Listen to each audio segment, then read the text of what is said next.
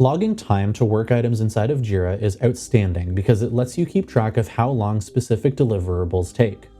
There are some circumstances where you may want to prevent this. One great example is preventing your users from logging time to work that's already been completed.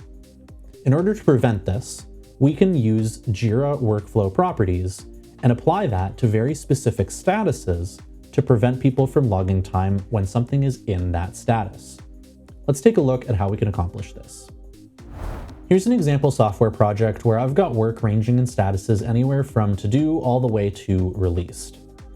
If I open up one of these work items, we can see that I have the ability to log time in a number of different ways.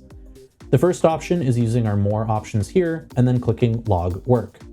This is going to display a time tracking modal where I can input the amount of time I've spent working on this, as well as add a comment.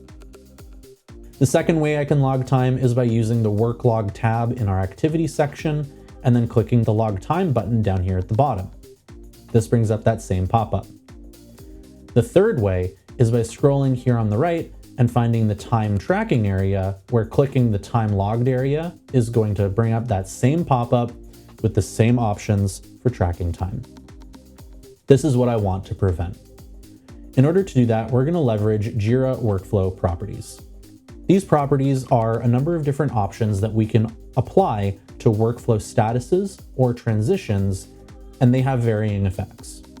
The workflow property that we want to leverage in this example is down here in the permission denied section, specifically work denied.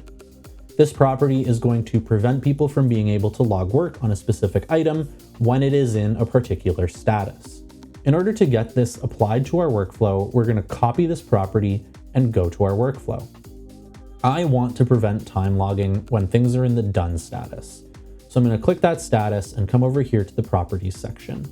I'll click this plus and add a new property and then paste in the property itself. In this case, we don't need a value, so I'll click save and then update our workflow. Coming back to our work item, I'm going to refresh to make sure that we're using the most recent version of the workflow, and we can try those same three areas to log time. So the first was over here in our actions menu, and we can see the log time option is gone.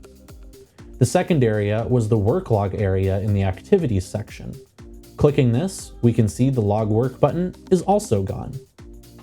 The third area was here on the right panel, where we can see that the time tracking field is gone in its entirety. And that's how you can prevent people from logging time onto work items that are in a very specific status. Extending this beyond, you can assign this workflow property to all statuses in one workflow. You can then associate this workflow with work items that you want to prevent people from logging time to entirely. Atlassian calls this out.